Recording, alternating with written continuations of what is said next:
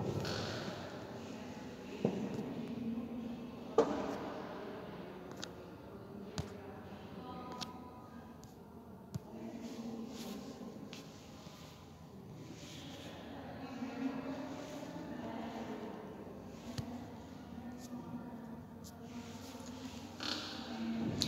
Student, आज हम discuss करेंगे steps of social research. Last video में भी हमारा जो है यही टॉपिक चल रहा था, सामाजिक अनुसंधान के विभिन्न चरणों के बारे में हम डिस्कस कर रहे थे।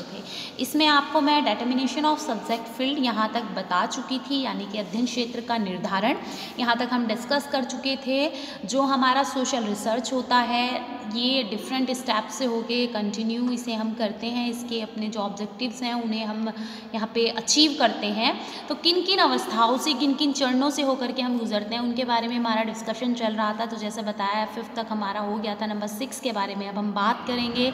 नंबर 6 हमारा है selection of information sources, selection of respondents भी इसे हम कह सकते हैं, हिंदी में इसे हम कहेंगे सूचनादाताओं का चुनाव।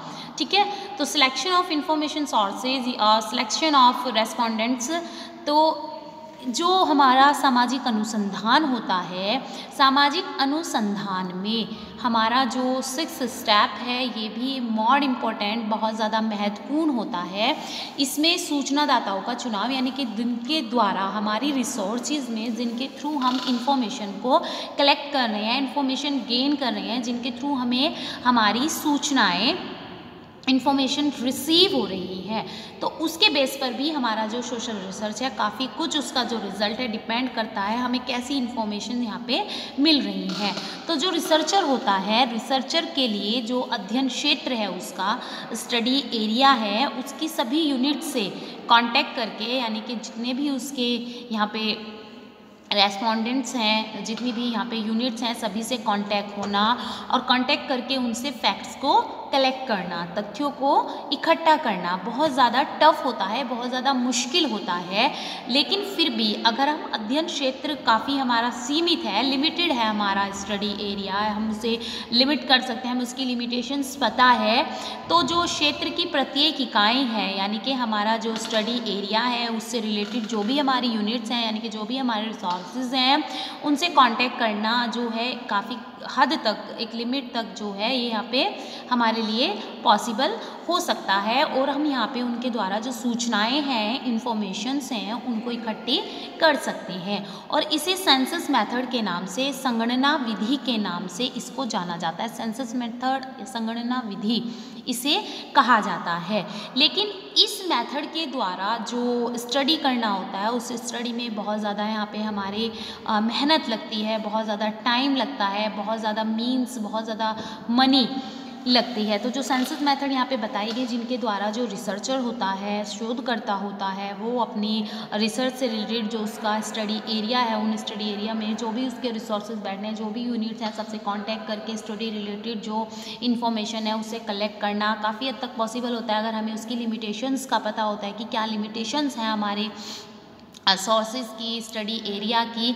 लेकिन इस विधि के द्वारा, जो सेंसस मेथड यहाँ पे बताई गई है, संगणना विधि के द्वारा जो ये संभव है, इस मेथड में हमारी रिसर्च में हमें बहुत ज़्यादा पैसा, बहुत ज़्यादा समय, बहुत ज़्यादा हमें यहाँ पे साधनों की ज़रूरत यहाँ पे हमें होती है। तो एक तरह से काफ़ी खर्चीली विधि, एक्सपेंसिव मेथड ये पड़ जाती है। इसलिए इस अध्ययन के लिए, इस स्टडी के लिए निदर्शन विधि या प्रतिचयन विधि, निदर्शन विधि या प्रतिचयन विधि भी इसे कहते हैं, इंग्लिश में इसे सैम्पलिंग मेथड के नाम से जाना जाता है।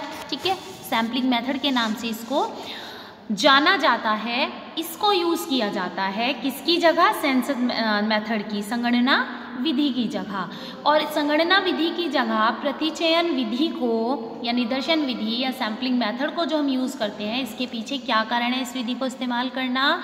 क्योंकि ये जो हमारी सेंसस मेथड होती है उसके मुकाबले कम खर्चीली होती है। इस मेथड के द्वारा जो हमारा total study material, total study होती है, उसको यहाँ पे वो एडमिनिस्ट्रेट उसको यहाँ पे रिप्रेजेंट ये करती है, और उसमें से रिप्रेजेंट करने वाली कुछ इकाइयों को, जो हमारी टोटल यूनिट्स हैं हमारी स्टडी के रिलेटेड, उनमें से कुछ आप कहेंगे कि कुछ इकाइयों को चुन लिया जाता है सैम्पलिंग मेथड में, ठीक है।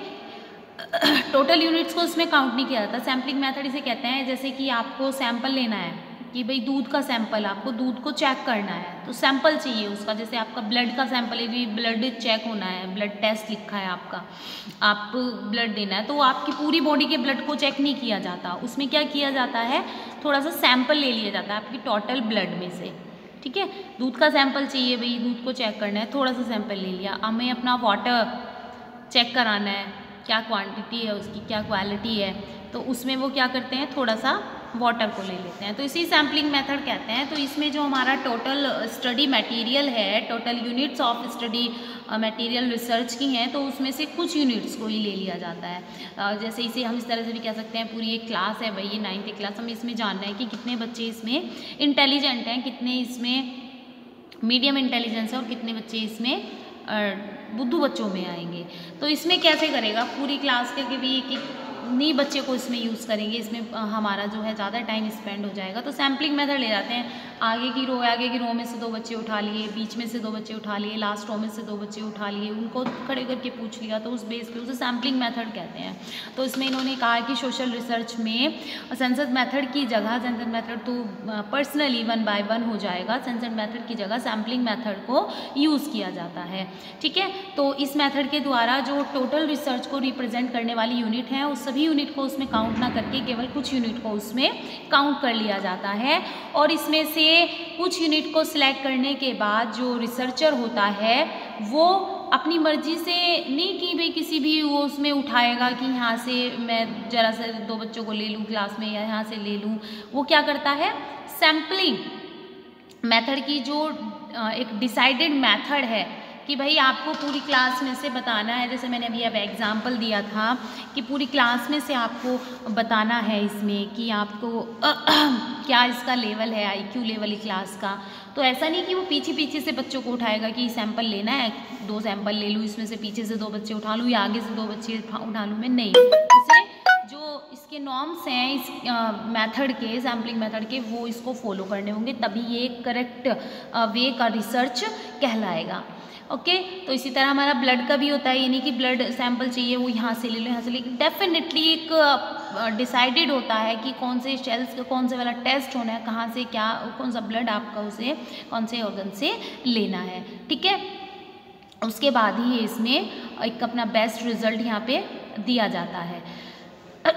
तो इसमें इन्होंने कहा कि इसमें ज़्यादातर कोई किसी तरह की भेदभाव की बायसेस की जो है इन्फॉर्मेशन नहीं आ पाती, क्योंकि इसमें वो क्या करते हैं, सैम्पलिंग मेथड में जो इसकी सर्टेन मेथड्स हैं उन्हें हम यूज़ करते हैं और ऑब्जेक्टिव वे में इसमें काम करते हैं, जिससे कि जो हमारे रेस्पोंडेंट्स हैं उनका एक करेक्ट रिज़ल्ट, करेक्ट रेस्पॉन्स हमारे पास आ सके।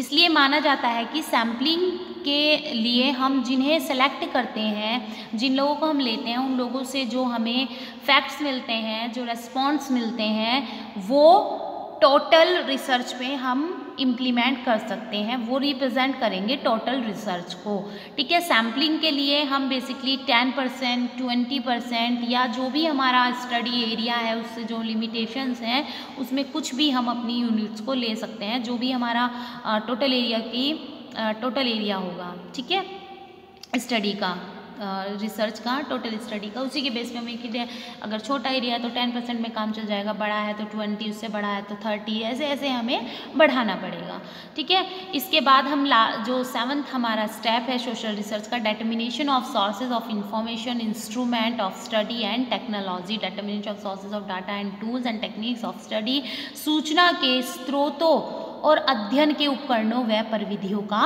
निर्धारण। तो जो हमारे सूचना के स्रोत हैं, सोर्सेज ऑफ इंफॉर्मेशंस हैं, और स्टडी के लिए जो टूल्स, जो मेथड्स हम यूज़ करते हैं, उसके बेस पर अब इन्हें हम यहाँ पे डिस्कस करेंगे। तो determination of source of information, instrument of study and technology में इसमें क्या होता है, हाइपोथेसिस को इसमें हमें ऑब्ज़र्व करने के लिए, उसे जांच करने के लिए, उसकी टेस्टिंग करने के लिए हमें जो फैक्ट हैं, जो हमने इन्फॉर्मेशंस कलेक्ट की हैं, उनकी ज़रूरत होती है, उनकी नीड होती है। तो इसके लिए रिसर्चर को क्या होता है, उसे ये पता लगाना पड़ता है कि जो हमने इन्फॉर्मेशन, जो रेस्पोंडेंट से हमें मिले हैं रेस्पॉन्स, क्या वो रिलायबल है, विश्वसनीय है, हमें इन्फॉर्मेशन कहाँ कहाँ से मिली है। और जो हमारे इन्फॉर्मेशन के बेसिकली सोर्सेज हैं वो दो प्रकार के होते हैं। फर्स्ट इज़ प्राइमरी, जिन्हें हम प्राथमिक या क्षेत्रीय स्रोत कहते हैं, एंड सेकेंड इज सेकेंडरी और हमारे डॉक्यूमेंट्री सोर्सेज। तो जो इन्फॉर्मेशन अध्ययनकर्ता को, रिसर्चर को प्राइमरी सोर्सेज से मिले हुए होते हैं, पहली बार वो मिलते हैं, वो सभी प्राइमरी इन्फॉर्मेशन कहलाती हैं। सेकेंडरी सोर्स या डॉक्यूमेंट्री सोर्स कौन से सोर्स होते हैं, इसमें वो बताते हैं जो पहले से जो प्राइमरी सोर्सेज हैं उनसे दूसरों के द्वारा हमने इकट्ठी की है, यानी कि जिनसे हमने पहले इन्फॉर्मेशन ली है वो प्राइमरी सोर्सेज, उनके बाद जिससे ली हैं वो सेकेंडरी सोर्सेज होते हैं। ठीक है, और इसमें हमारे जो बेसिकली हैं रिसर्च बुक्स भी आएंगी। ठीक है, इसमें हमारा जो कलेक्शन होगा बुक्स का वो आएगा, सेंसस रिपोर्ट आएगा, और इसमें हमारे जो भी मैगजीन्स हैं, लेटर्स हैं, ये सब इन्फॉर्मेशन के सेकंड सोर्सेज कहलाते हैं, डॉक्यूमेंट्री सोर्सेज कहलाते हैं। और इन्फॉर्मेशन के लिए जिन सोर्सेज का पता लगाने के बाद हमें हमारे रिसर्च की जो प्रॉब्लम है और रेस्पोंडेंट के द्वारा जो हमें रेस्पॉन्स मिले हैं, जो एरिया का नेचर है, उन्हें ध्यान में रखते हुए हमें ऐसे टूल्स, ऐसे मेथड्स को सिलेक्ट करना होता है जिनकी हेल्प से हम एक रिलायबल रिसर्च जो है वो कर सके। और यहाँ पे रिसर्चर को ये भी क्लियर करना होता है कि फैक्ट के लिए उसने किन किन टूल्स को, किन किन टेक्निक्स को यूज़ किया है। ठीक है, एग्जाम्पल के लिए अगर किसी रिसर्च में हमें इंफॉर्मेशन प्राप्त करने के लिए कोई इंडेक्स का हमने यूज़ किया है, तो केवल इसका ठीक से निर्माण करना, यानी कि इंडेक्स अच्छे से बनी हुई नहीं, बल्कि ये भी बताना आवश्यक हो जाता है कि इस जो हमारी हमने यूज़ की है इंडेक्स, इसका यूज़ हमने किस प्रकार से किया है। ठीक है, और यही बात मतलब जो कोई भी हम अपनी रिसर्च में कोई भी मेथड हम यूज़ कर रहे हैं, कोई भी टूल्स हम यूज़ कर रहे हैं, उन टूल्स को कैसे हमने यूज़ किया, क्या बेनिफिट था, सब चीज़ों को इसमें गुड वे में एक्सप्लेन करना होता है। और इसके लिए हमें जो बेसिकली हमारी दूसरी मेथड्स हैं, इसमें हमारा observation method, interview method, questionnaire method, ये इसके रिलेशन में मतलब इन्हें यूज़ करते हैं। तो इसमें हम बता सकते हैं ऑब्जर्वेशन मेथड के थ्रू हम जो फैक्ट हम कलेक्ट करने गए हैं उसमें इंटरव्यू गाइड का या जो हमारा रिसर्च टूल्स हैं उनका अच्छी तरह से हम इसमें यूज़ कर सकते हैं। बाकी के जो स्टेप्स हैं उन्हें हम नेक्स्ट वीडियो में कंटिन्यू करेंगे। आज के लिए हमारा जो है, आज हमने 2 स्टेप्स को यहाँ पे डिस्कस किया, इतना काफ़ी है। नेक्स्ट जो स्टेप्स हैं नेक्स्ट वीडियो में कंटिन्यू रहेंगे। Okay students.